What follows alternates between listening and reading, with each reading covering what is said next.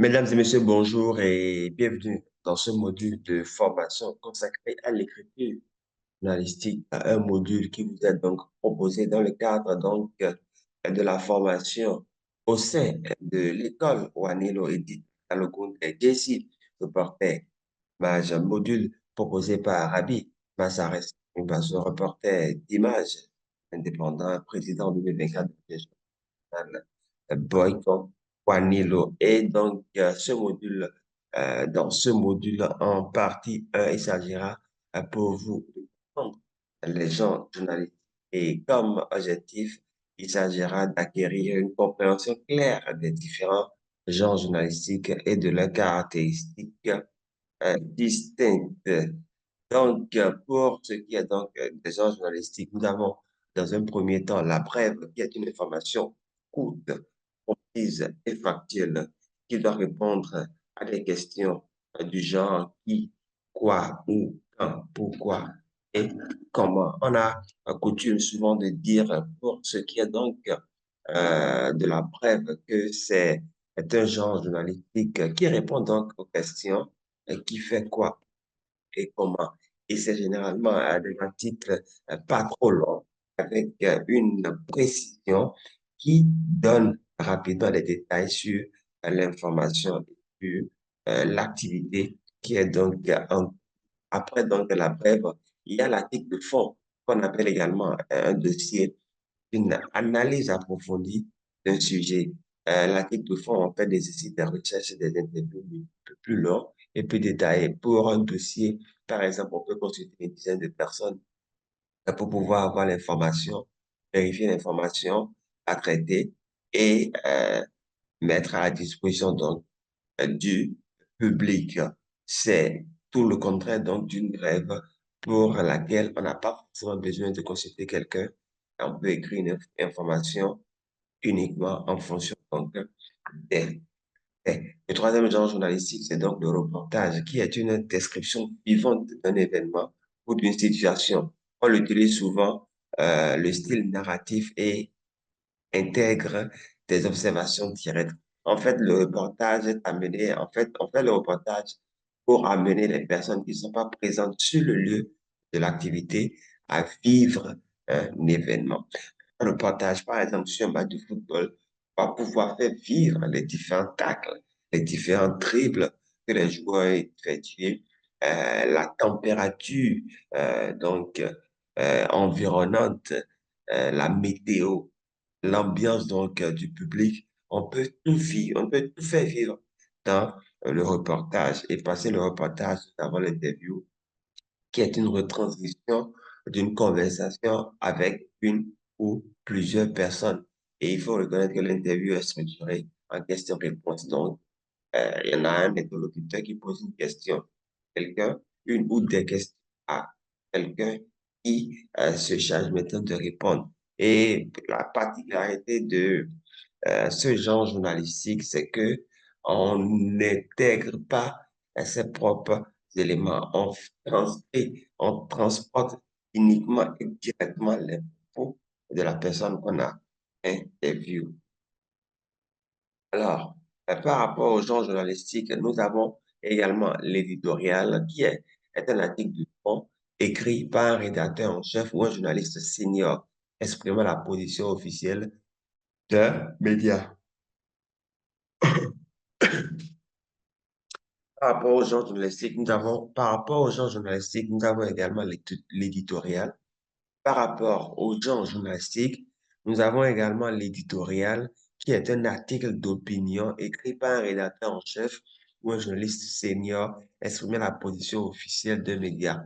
Lorsqu'on prend par exemple un éditorial, ce n'est pas n'importe quel journaliste qui écrit l'éditorial, mais généralement soit le directeur de publication, le directeur de l'organe, le rédacteur en chef ou un journaliste expérimenté qui connaît par exemple la culture d'écriture journalistique, qui écrit un article pour donner la position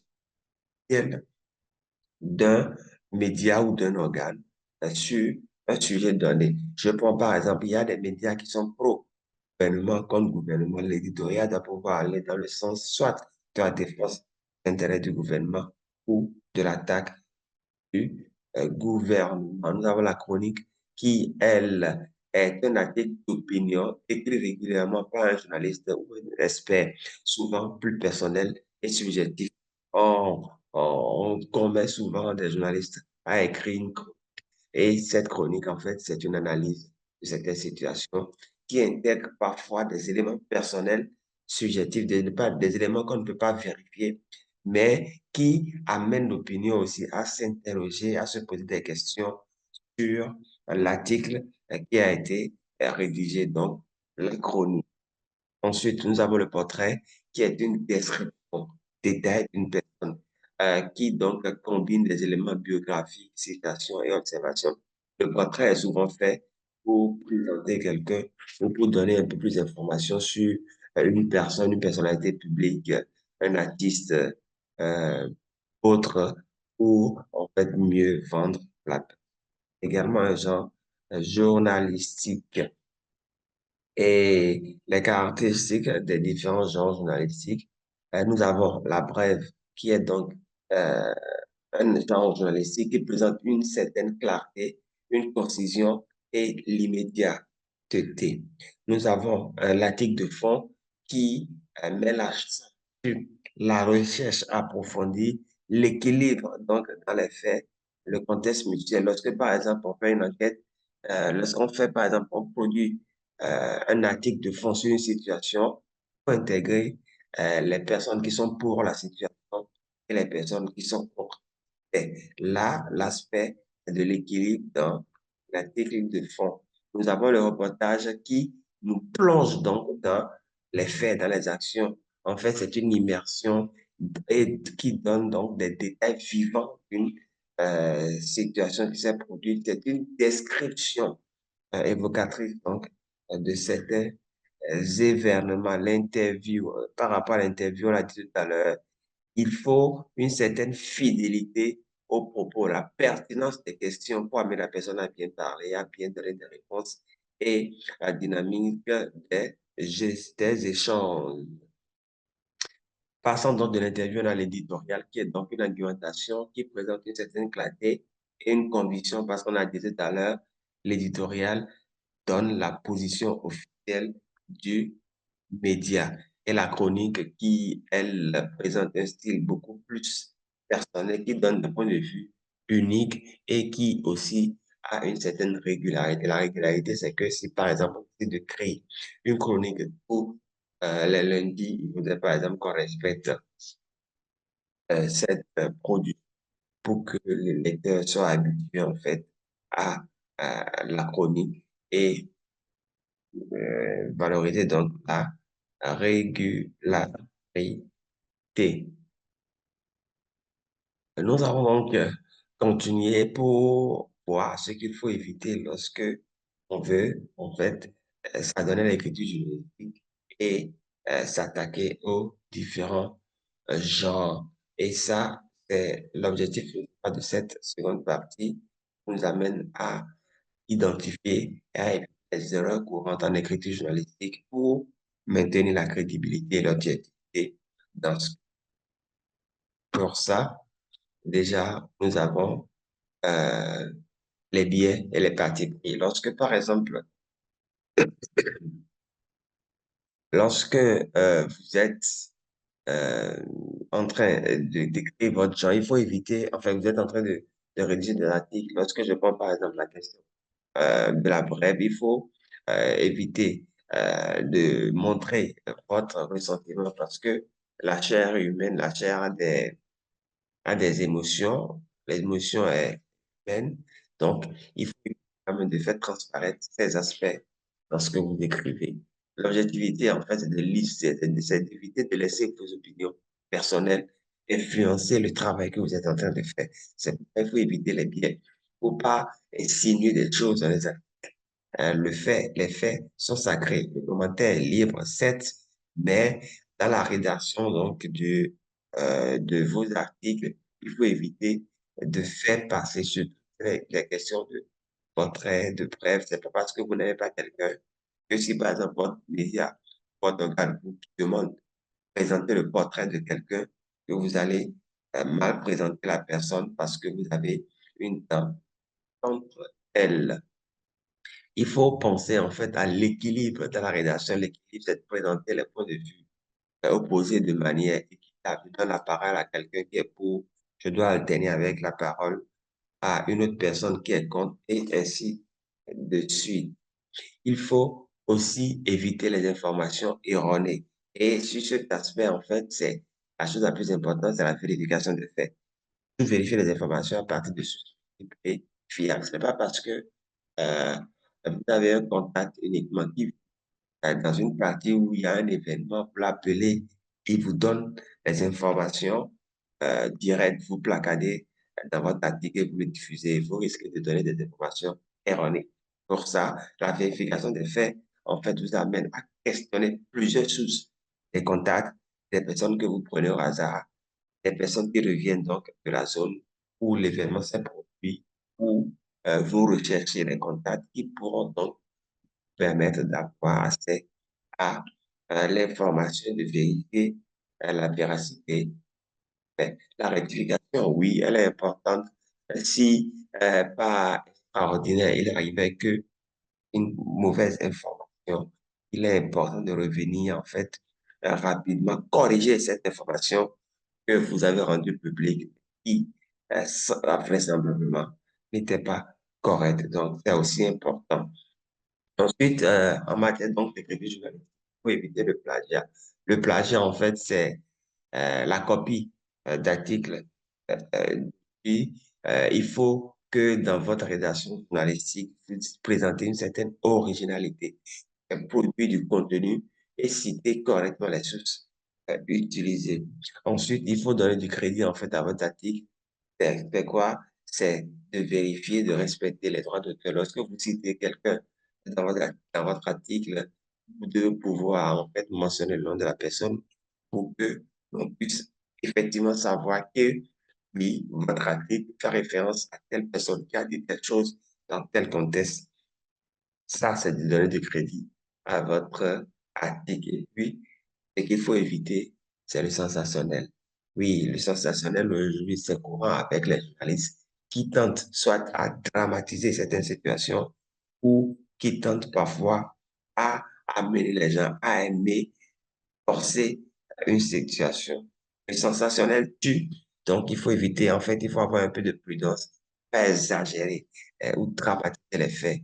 En fait, d'attirer les lecteurs sur votre article, il faut l'éviter. Quand je parle d'exagération, c'est de dire, par exemple, euh, que des centaines de personnes se sont amassées euh, dans un euh, petit véhicule de 9 de 15 places, alors qu'en réalité, même s'il y a eu surcharge, c'est que au lieu de 15 places, par exemple, c'est une vingtaine de personnes qui se sont donc embarquées dans le véhicule, pas en fait donner l'impression que les gens ont vraiment exagéré. Mais il faut avoir de la prudence et ne pas dramatiser les situations. Il y a eu par exemple affrontement et des pertes en vie humaine, vous pouvez relater les faits, mais dire que c'est à cause de tel, c'est à cause de telle religion, c'est à cause de telle ethnie, de telles choses qui sont passées, il faut éviter ça parce que ça, c'est de la dramatisation des faits qui et ça peut entraîner d'autres inconvénients. Il faut présenter une certaine éthique. En fait, l'éthique, c'est en fait de maintenir une approche respectueuse de la présentation des nouvelles. Et ça rejoint la présidence que j'évoquais tout à l'heure euh, en demandant de ne pas exagérer. Et aussi, pour la question donc des choses à éviter, c'est la généralisation et les stéréotypes. Ah oui, dire que ah, les gens de telle région, ils font telle chose, il faut éviter ça. Et il faut mettre l'accent sur de dire exactement ce qui s'est passé. Un individu a commis et a donné telle conséquence pour lesquelles certaines mesures ont été prises. C'est mieux que de dire rien de telle région ou bien quelqu'un de telle ethnie ou c'est les gens, les personnes de taille courte ou bien c'est les personnes de taille élancée qui commettent souvent des actes et autres. l'éviter. Ça nous évite aussi d'avoir des problèmes. Voilà un peu euh, qu'en est donc des différents genres journalistiques.